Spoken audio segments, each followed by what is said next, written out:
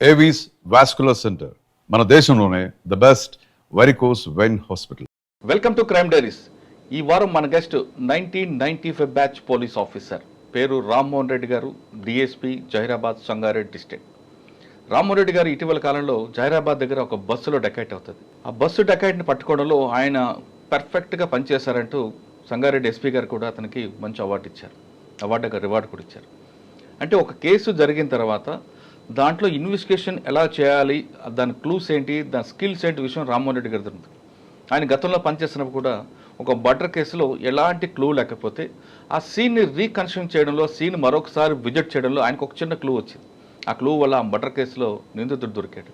అంటే ప్రతి police officer కూడా ఫస్ట్ సీన్ ఆఫ్ ఎఫెన్స్కి వెళ్ళిన తర్వాత ఏం క్లూ లేకపోతే నిరుత్సాహపడకుండా మరొకసారి విజిట్ చేస్తే, అంటే ఈ మధ్యలో ఆ సీన్ ఎక్కడ డిస్టర్బ్ కాకుండా ఉంచి తర్వాత సీన్లో మరొకసారి విజిట్ చేస్తే ఖచ్చితంగా నిందితుడు ఇచ్చిన ఒక విజిటింగ్ కార్డు ఖచ్చితంగా ఉంటుంది. ఆ విజిటింగ్ కార్డే కేసు బ్రేక్తో కనిపిస్తాయంటది రామ్మోహన్ రెడ్డి గారి కేసులు తెలుస్తుంది. అసలు జహీరాబాద్లో ఏం జరిగింది, ఆ కేసుని ఎలా వెళ్ళి పక్క రాష్ట్రంకి వెళ్ళి దొంగలు పట్టుకున్న విషయాన్ని రామ్మోహన్ రెడ్డి గారు తెలుసుకుంది. సార్ నమస్తే అండి. నమస్తే. మీ ఎస్పీ గారు కూడా చాలా బాగా చెప్పారండి. అంటే జహీరాబాద్ దగ్గర ఒక డాబా, సినిమాలో చూపించినట్టు డాబా దగ్గర బస్సు ఆగుతుంది నైట్ టైం డిన్నర్కి.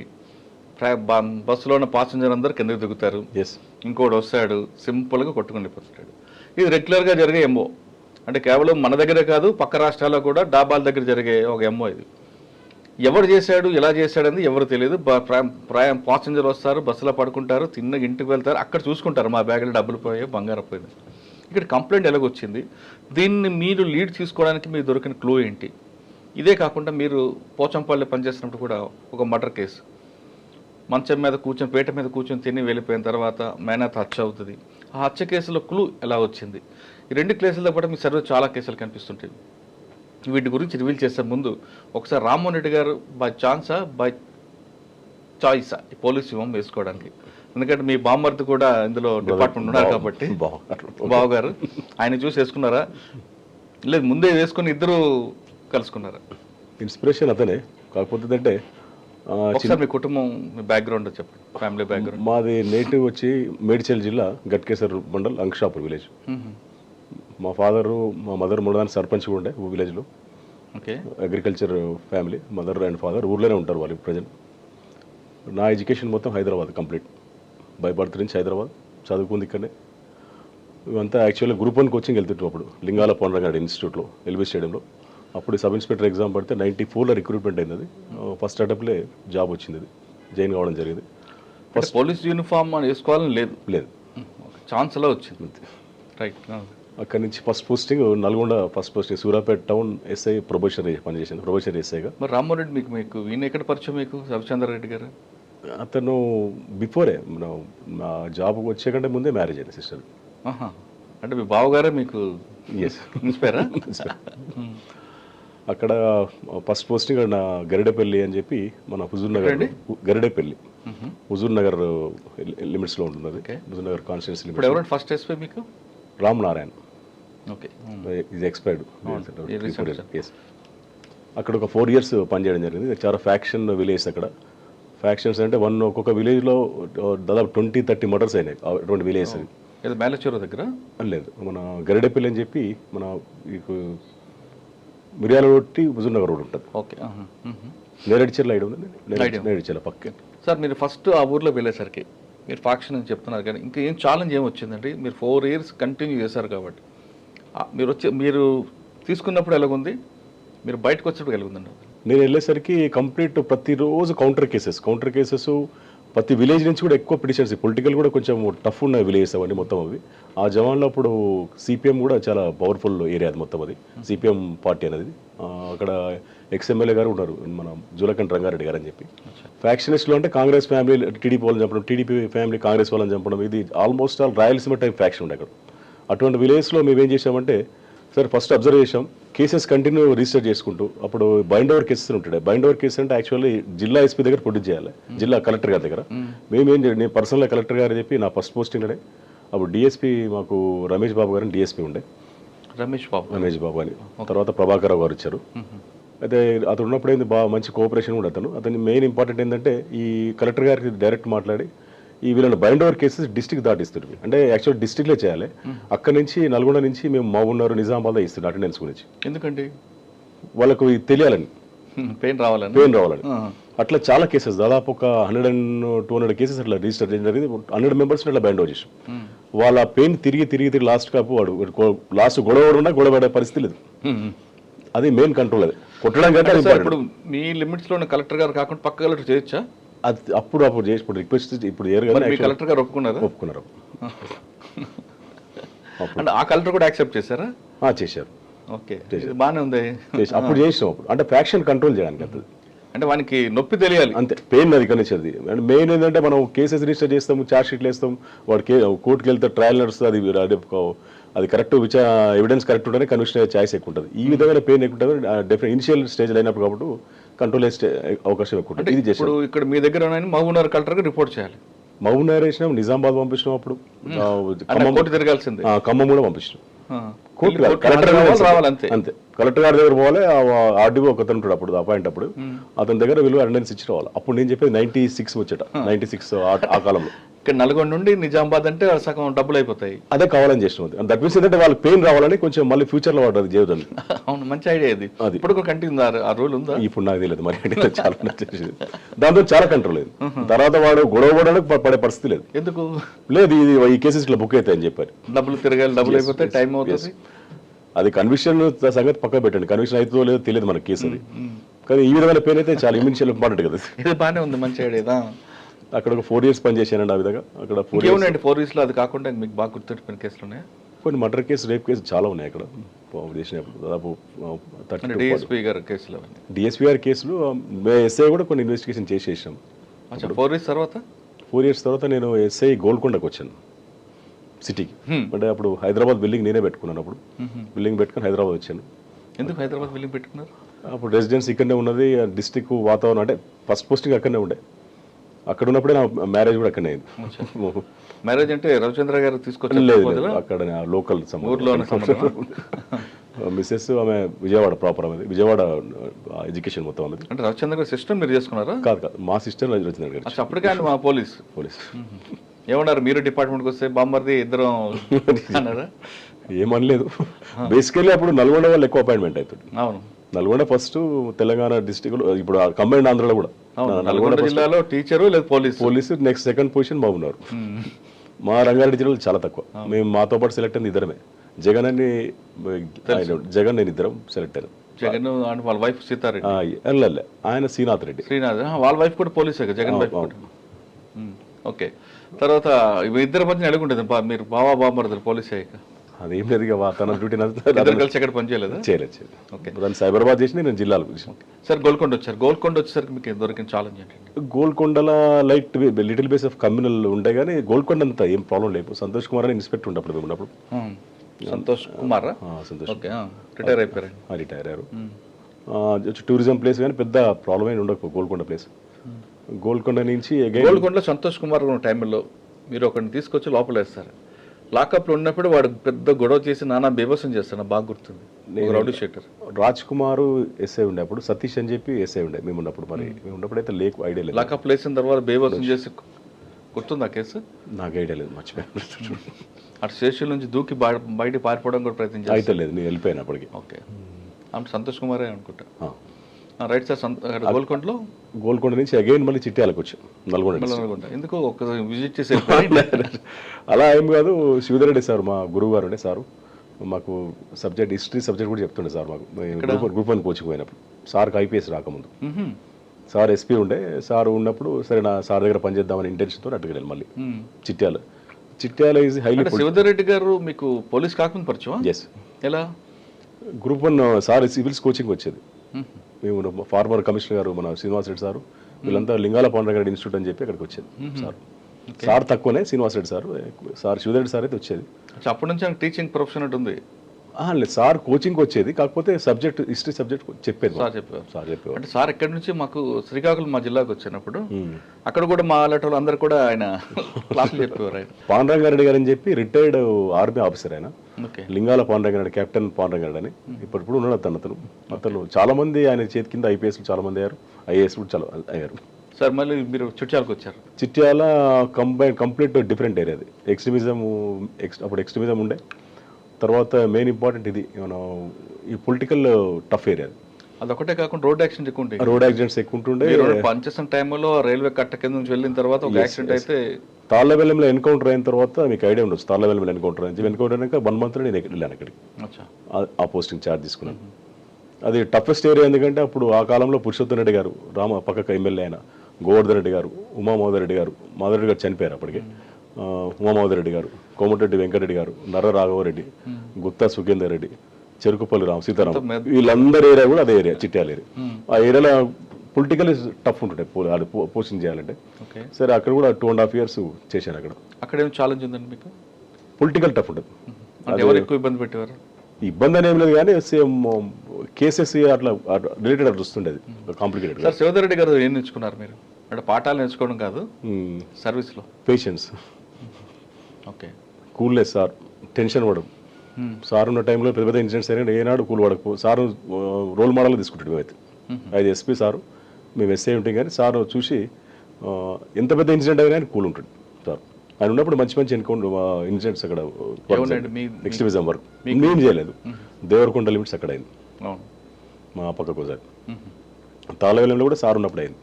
దాదాపు 7-8 members అప్పుడు నక్సలైట్స్ ఒక దగ్గర ఉంటే అటాక్ అయ్యండి. ఆ తర్వాత పోలీస్ స్టేషన్లో పనిచేసేస్తే టార్గెట్ అయ్యండి. అంటే నేను ఎందుకు ఎవరో ఒక సబ్ ఇన్స్పెక్టర్ చంపాలి, వాళ్ళ నుంచి రివెంజ్ తీసుకోవాలని చెప్పి అనుకున్నారు. 2-3 సార్లు మైండ్స్ బెటర్ కానీ లక్కీలీ ఆ రూట్లో నేను వెళ్ళలేదు, వేరే రూట్లో వెళ్ళాను. నైట్లో యాక్సిడెంట్స్ అయితే కూడా ఛాలెంజింగ్ అని మీరు ఇందాక అడుగుతున్నారు కదా. ఛాలెంజింగ్ అంటే అదే మెయిన్ ఛాలెంజింగ్ ఏంటంటే హైవేలో నైట్లో యాక్సిడెంట్ అయితే కూడా మేము వెళ్ళాల్సి వస్తుంది. అప్పుడు మీకు ఐడియా ఉండదు, single road, Vijayawada road single road, ఇంత డబుల్ రోడ్ లేదు, ఎక్కువ ట్రాఫిక్ జామ్ ఉంటుంది.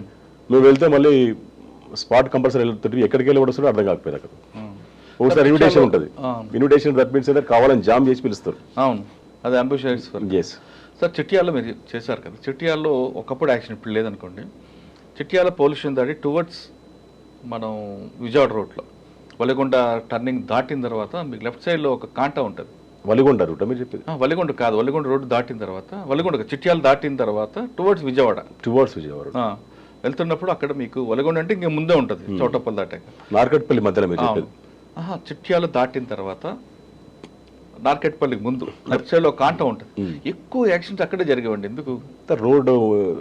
రోడ్ ఇంజనీరింగ్ బాగాలేకుండా అవుతుంది జనరల్గా. చాలా ఎక్కువ అక్కడ యాక్సిడెంట్ జరిగిందంటే ఆ ప్రాంతం చాలా మంది అప్పుడు అక్కడ ఒకటి అయితే గుండ్రాంపల్లి మీకు ఐడియా ఉండొచ్చు, చిట్యాల రూట్ లో గుండ్రాంపల్లి రూట్ లో బాగా యాక్సిడెంట్స్ అవుతుంది. అది ఏం లేదు, బేసికల్ రోడ్ ఇంజనీరింగ్.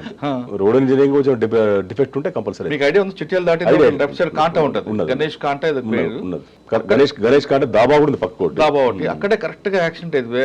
ఒకసారి యాక్సిడెంట్ అయిందంటే ఇంకంతే, ఇటు 5 kilometers 5 kilometers జామ్. చాలా మంది ఏమనేవారంటే అక్కడ ఎవరో చనిపోయారు, ఆమె తిరుగుతుంది అని.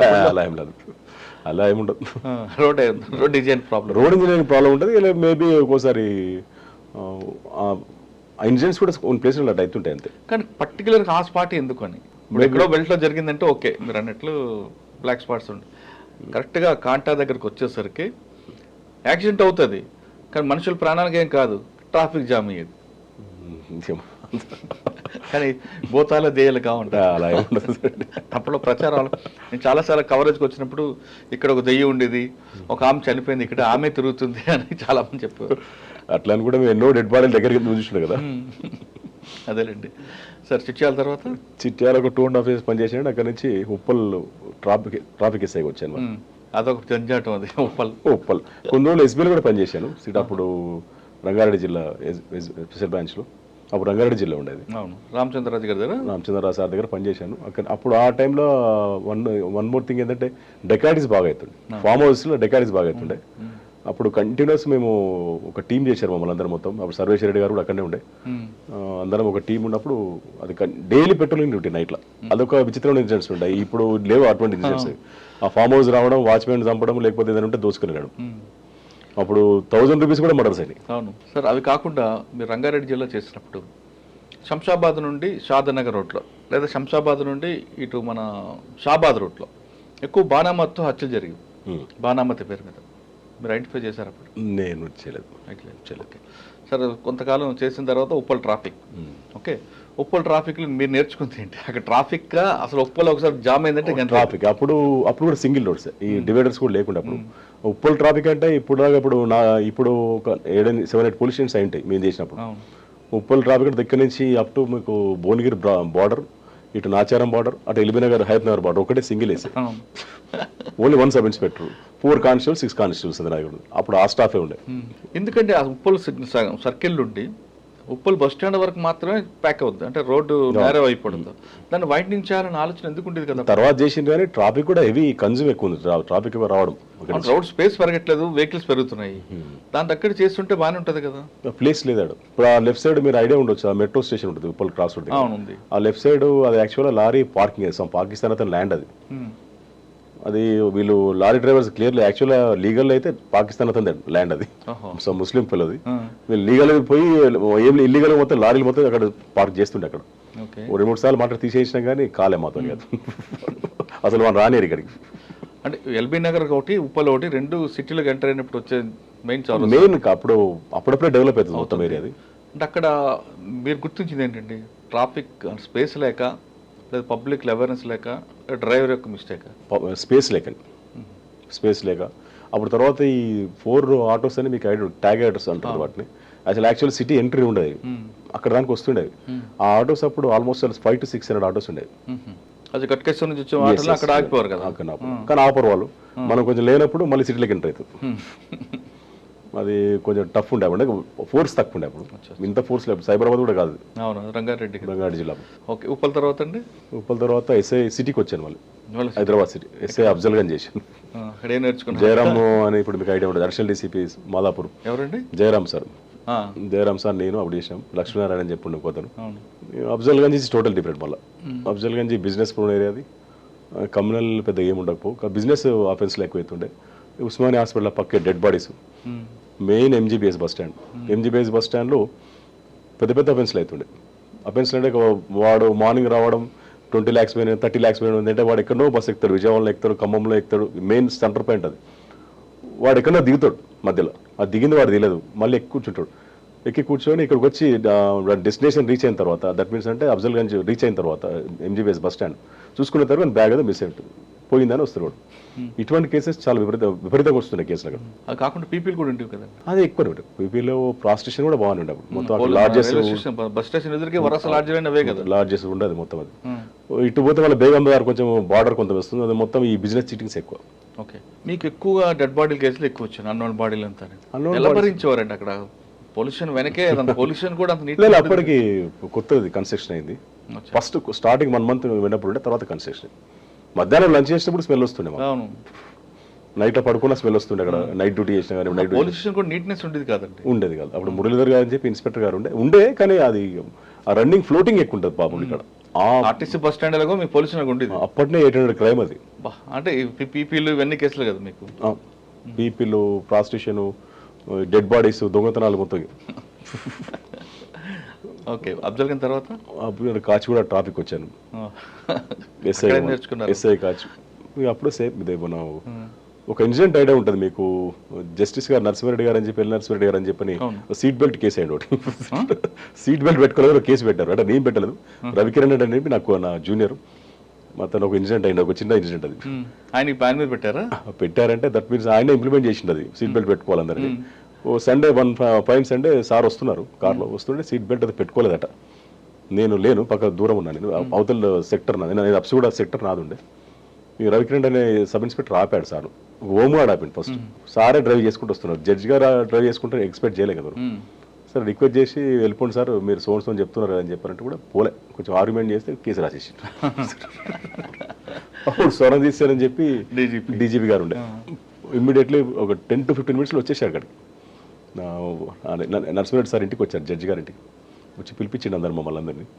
పిలిపిస్తే ఏం జరిగిందో చెప్పాం. సరే మేము మీ వీడియో ముందు చెప్పొచ్చు నాకు తెలియదు కానీ కంగ్రాట్స్ అని చెప్పాడు అందరికి, మంచి పని చేశారు అన్నాడు. జడ్జి గారు అయితే కేసు బుక్ చేయకూడదా? అంటే అలానే కాదు పాపం, ఆయన వీళ్ళు హోంగార్డ్ ఫైండ్ అవుట్ చేయాలి అంతే. హోంగార్డ్ చేయలేదు కదా, హోంగార్డ్ మీరు లేదు, అది నేనేం చెప్పలేడు కదా. కాదండి, ఎవరైతే ఏంటి చట్టం ముందు ఒకటే కదా, ఎవరైనా ఇంప్లిమెంట్ చేయమంది ఆయనే. అక్కడ ఇంకేం గుర్తున్నాయండి అప్పుడు? ఇక పెద్ద ఏం లేదండి, కాచిగూడ అంతే. కాచిగూడ ట్రాఫిక్ కదండి అసలు. కాచిగూడ ట్రాఫిక్ అంటే ఇక అంతా మొత్తం వచ్చేది మనకు చాదర్ఘట్ లిమిట్స్ ఒకటి మొత్తం టోటల్గా వచ్చేది. ఇటు మనకు కాచిగూడ కూడా టఫ్ అప్పుడు మన గోల్ నాకర్ లిమిట్స్ అది అంబర్పేట. సార్ సాధారణంగా మీరు చాలా ట్రాఫిక్ ఏరియాలు పనిచేస్తారు కదా, పబ్లిక్ ట్రాఫిక్ సెన్స్ ఉందనుకుంటారా లేదనుకుంటారండి? అంటే కొన్ని ఏరియాస్ కొంచెం ఎడ్యుకేషన్ బ్యాక్గ్రౌండ్ ఉన్న దగ్గర ఓకే, కొంచెం అన్ఎడ్యుకేటెడ్ ఉన్న దగ్గర మాత్రం లేదు సెన్స్. ఎడ్యుకేటెడ్ బ్యాక్గ్రౌండ్ ఉన్న దగ్గర కూడా లేదని ఒక ఏకే ఖాన్ గారి టైంలో ఒక రిపోర్ట్ వచ్చిందండి. ఉన్నది మొత్తం అని కాదు, కంప్లీట్ నేను చెప్పలేను. నేను పనిచేసేది part of the area. Sir అంటే మొత్తం కమిషనర్ గారు కాబట్టి మొత్తం ఐడియా ఉంటుంది సార్. అంటే ఎందుకండి మన దగ్గర నిర్లక్ష్యం అనుకోవాలా, అవగాహన లేక అనుకోవాలా, లేదంటే ఏవైనా మేనేజ్ చేయొచ్చు వ్యవస్థలు అని బాగా ఒక ధీమా అనుకోవాలా? అలా ఇప్పుడు చాలా మారిపోయిందిలేండి, అప్పటి పరిస్థితి ఇప్పుడు లేవు. అప్పుడులా ఉండే మీరు అన్నట్టు కరెక్ట్. అప్పుడు ఈ మనకు స్పాట్ చాలా స్పాట్ పేమెంట్ ఉండే, డబ్బులు కట్టి రిసిప్ట్ తీసుకొని పోయేది. దాన్నే వేరేగా మీనింగ్ చూపించేవారు.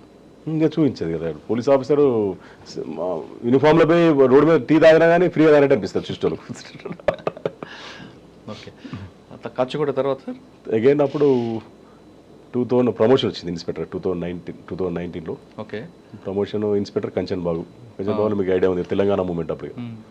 అక్కడి నుంచి కంచన్ బాగులో మీరు వచ్చేసరికి మీకన్నా ముందు రామదాస్ గారు ఒక ఇన్స్పెక్టర్ ఉండే, రామదాస్ తేజ గారు. రామదాస్ తేజ కనిపించిన 4వ నేనేంటరా అని ఒక మన 4 సింహాల బొమ్మ కూడా పెట్టారండి. పోలీస్ స్టేషన్కి విపరీతమైన రాకుండేది పబ్లిక్. మరి ఆ క్రౌడ్ ఎలా కంట్రోల్ చేసుకొచ్చారు మీరు? అంటే ర్యాపో రావడం మంచిదే పోలీస్ స్టేషన్ పబ్లిక్, కానీ దానిలో కొంత మిస్యూజ్ కూడా అయింది. మిస్యూజ్ అయిందంటే తెలిసింది మాకు. నేను పనిచేసినప్పుడు తెలంగాణ మూమెంట్ మేము ఇంపార్టెంట్ ఫోకస్ అదే ఉండేప్పుడు. ఎక్కడ అరెస్ట్ తీసుకొచ్చి మీ దగ్గర పడేయడం కంచన్ బాబు అది డంప్ యార్డ్ లాగా ఉండదు. ఇప్పుడున్న సోకాళ్ళు ఎమ్మెల్యే చాలా మంది కూడా పాపం మా దగ్గరికి తీసుకొచ్చారు. ఆ టైంలో మళ్ళీ ఇంకోటి పక్క ఓఎస్సీ హాస్పిటల్ ఒకటి అపోలో కూడా ఉండే పక్కకి. అది బర్నింగ్ బాడీస్ మొత్తం ఎక్కువ వచ్చేది, ఇక్కడ కాల్చుకొని ఇటు తీసుకొచ్చేది. అదొక ప్రాబ్లం ఉండే. కమ్యూనల్ ఇష్యూస్ కూడా చాలా అయినాయి అప్పుడు మధుసూదన్ రెడ్డి సార్ అని చెప్పి డీసీపీ గారు ఉండే సార్ ఉండే, సౌత్ జోన్ ఉండే.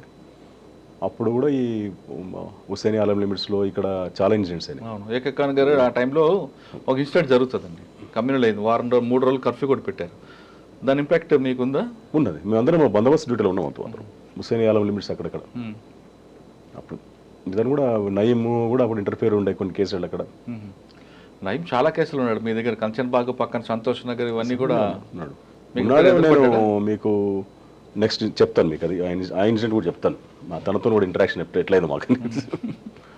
అక్కడి నుంచి ఇన్స్పెక్టర్ చౌటుపల్లి వెళ్ళిపోయాను మళ్ళీ. అది ఇందాక నేను చెప్పాను కదా, చౌటుపల్లి సిఐకి వెళ్ళిపోయాను. అక్కడ ఆల్మోస్ట్ 2.5 రామన్నపేట చేశాను first, CI Ramannapeta. Okay, 1.5 year చేశాను అక్కడ. 1.5 year రామన్నపేట తర్వాత అగైన్ మళ్ళీ ఇక్కడికి చౌటుపల్లి సిఐ వచ్చాను. పక్క సర్కిలే ఉండే. చౌటుప్పల్లో ఉన్నప్పుడే అంతమ్మగూడెం అని ఒక విలేజ్ ఉన్నది అక్కడ. అంతమ్మగూడెం అని ఒక విలేజ్ ఉంది. అంతమ్మగూడెం విలేజ్లో కోనపురి సాంబశివుడు తమ్ముడు రాములు ఉండే, కోనపూరి రాములు మర్డర్ అయిన తర్వాత ఈ నయీం మనసులో మర్డర్ చేశారు. అతను నేను ఉన్నప్పుడు చాలాసార్లు వచ్చాడు పోలీస్ స్టేషన్, వాటితో హాని ఉంది థ్రెట్ అని చెప్పి, లైఫ్ థ్రెట్ అని చెప్పని. కోనపూరి రాములు. ఆ విలేజ్లో ఈయనను అటాక్ చేయడానికి నైట్ ఒక ప్రోగ్రామ్ ఉండే ఇక్కడ, ధూమ్ధామ్ ప్రోగ్రామ్ ఉండే. తెలంగాణ టైం అది, తెలంగాణ మూమెంట్ మంచి స్టార్టింగ్ స్టేజ్లో అది. అక్కడికి ఒక డిఫరెంట్ గ్యాంగ్స్ ఒక 12 members పంపించాడు నయీం. అంటే ఒక పర్సన్కు సేమ్ పర్సన్ చంపడానికి అటాక్ పోతున్నాడు తెలియదు. అది ఆపరేషన్ అట్లుంటుంది నయీంది. ఎలా మళ్ళీ చెప్పండి. సపోజ్ నేను నయీం ఎవరైనా చంపాదలుచుకుంటే పర్సన్స్ హైర్ చేస్తారు కదా, హైర్ చేసిన పర్సన్స్కి ఒకరికొకరికి పరిచయం ఉంటుంది. మళ్ళీ టార్గెట్ ఒకటే ఉంటుంది, అది చెప్పండి టార్గెట్. అంటే ఒకటి మిస్ అయినా ఇంకోటి వేయాలండి, అది అట్లా ఉంటుంది స్కెచ్ అది. ఓకే, నేను ఉన్నప్పుడే అప్పుడు నేను ఇది మన రామన్నపేట సీఏ ఉన్నప్పుడు కూడా ఒక ఇన్సిడెంట్ జరిగింది. ఒక ఇంట్లో వాని టార్గెట్ ఒక ఇద్దరిని చంపాలనుకునేవాడు, 2-3 పాములు ఇచ్చినవాడు. అది ఈ టైప్ ఆ నేచర్ అక్కడ చూడలేదు ఫస్ట్ టైం. అది పాములు లోపలికి వెళ్ళి మనం కాడేస్తే ఏం కేసు పెడతాం, మేము ఏం కేసు పెట్టాలి చెప్పండి, మాకు తెలుసు అది నయీం అని. అది బ్లాక్ కోబ్రా అని చేస్తుంది. ఆ ఇన్సిడెంట్ కూడా చూశాను నేను. అయితే ఈ అంతమ్మగూడెం విలేజ్లో అప్పుడు అది ట్రేస్ చేసినాం మేము. ట్రేస్ చేసి బిఫోరే వాడిని అరెస్ట్ చేస్తే పాప అతను ఊరికి రాలే, కోనపూరి రాములని వెళ్ళిపోయాడు. వెళ్ళిపోయిన తర్వాత మేము ఎవరిని అరెస్ట్ చేశారు మీరు? కొంతమంది నయీం అనుచరులు. వాళ్ళు ఏమన్నారండి? కన్ఫ్యూషన్. 11 members అరెస్ట్ చేసినాం మేము. 11 members ఆయనే పంపించాడు. 11 members డిఫరెంట్ పబ్లిక్. మళ్ళీ అందులో కొంతమంది సరెండర్ నక్సలైట్స్ కూడా ఉండేవాళ్ళు అక్కడ. మన ఆల్ ఏరియా లిమిట్స్ అక్కడ కొందరి దగ్గర వెపన్స్ కూడా రికవర్ చేసినాం అప్పుడు మేము, టపంచా వెపన్స్ అవన్నీ రికవర్ చేసిన తర్వాత రిమాండ్ చేసినాం. ఏవన్ యాక్చువల్లీ నేను పెట్టిన కేసులో నయీమే. నైట్లో థ్రెట్ చేస్తుండే మాకు, నేను లేపేస్తాము చంపుతావు, నువ్వు హైదరాబాద్ పోతుంటావు కదా అని చెప్పాను 3 సార్లు. ఫోన్ కూడా చేశాడు. చేశాడు థ్రెట్ కూడా చేసాడు బాబు. ఎస్పీ గారు కూడా చెప్తే ఫోర్స్ పెట్టుకో, నాకేమైతే సరే ప్రాబ్లం ఉండకపోయి చెప్పి అంత పెద్ద నెగ్లేరే ఉంటుంది, పెద్ద పట్టించుకోకపోతుంది. కాకపోతే ఏంటంటే ప్రభాకర్ సార్ అండి. కాకపోతే ఏంటంటే ఎప్పుడు కూడా పోలీసు జోలికి ఎప్పుడు రాలే. ఒకటే నాకు ఉండే తిరుపతి సార్ అడిగిన నేను, అయితే మన దగ్గరికి అయితే రాడని చెప్పన్నాడు. ఫస్ట్ కొంచెం బ్రైబ్ ట్రై చేసిండు, నేను ఒప్పుకోయేసరికి ఈ విధంగా థ్రెటనింగ్ స్టార్ట్ అయింది. ఏమని ఇచ్చాడండి? ఏదో సమ్ అంటే చంపుతామని బెదిరించాడా? బెదిరించాడు. తర్వాత కంటిన్యూ కాల్స్ వచ్చినాయి. తర్వాత వాడు అప్స్కాండింగ్ కూడా నేను అక్కడి నుంచి వెళ్ళిపోయాను. వాడు చంపుతామని బెదిరించినప్పుడు మీరేమన్నారు? ఏమన్నా నేను ఏమన్నానంటే అది నేను కొంచెం ఆర్షినే మాట్లాడాను. సాధారణంగా పోలీసులు సపోర్ట్ తోనే వాడు రెచ్చిపోతాడు కదా, అటువంటి పోలీసులు. ఈ కేసు ఒక డిఫరెంట్. ఇది ఒక నవీన్ గులాటి అని ఎస్పీ ఉండే, సారీ ఫస్ట్ నేను అరెస్ట్ చేసినప్పుడు నవీన్ గులాటి ఉండే. ఓకే. నవీన్ గులాటి తర్వాత ప్రభాకర్ సార్ వచ్చి. ఓకే. సాధారణంగా వాడు పోలీసులు దనుతోనే కదా ముందుకు రెచ్చిపోయేది, పోలీసు అండతోనే అని ఒక ప్రచారం ఉంది కదా, కానీ పోలీసులకే వార్నింగ్ ఇచ్చాడంటే అది అది ఒకటే కేసు, ఫస్ట్ కేసు అనుకుంటా నాకు తెలిసింది. అది నాకే జరిగింది, నేనే ఫేస్ చేసినది. ఓకే. తర్వాత అక్కడి నుంచి 2.5 years పనిచేసింది అక్కడ. సార్ ఉన్నారు డిఏ డిటెక్టివ్ ఇన్స్పెక్టర్ కొద్దిరోజు పనిచేసిన. సార్ చోటప్పలు రామనగూడ చేస్తున్నప్పుడు మీరు చెప్పారు బ్లాక్ రాబరా అనేది ఇంట్లో, మరి వాడి మీద అందులో కూడా ఏమని పెట్టారా? పెట్టలే, అది కంప్లైంట్ నో ఎవిడెన్స్. ఎలా ఐడెంటిఫై చేస్తారు? తెలిసింది మాకు తర్వాత. అంటే ఈ టైప్ ఆఫెన్స్ వాడు చేస్తారని తెలుసు, కానీ అఫెన్స్ ఎట్లా ప్రూవ్ చేయలేము అది. కానీ మీ దగ్గర మిస్ అయ్యాడు కానీ కోనాపూర్ రాములు, తర్వాత మర్డర్ అయ్యాడు కదా. నేను ట్రాన్స్ఫర్ అయిపోయింది మర్డర్ అయ్యాడు. నేను వచ్చాను సిటీకి వచ్చినాక. అతను గన్మెన్ కూడా అప్పుడు ఇచ్చారు గవర్నమెంట్ కూడా సింగిల్ గన్మెన్ ఇచ్చారు. బాధ అనిపించలేదు అన్నప్పుడు? అనిపించింది.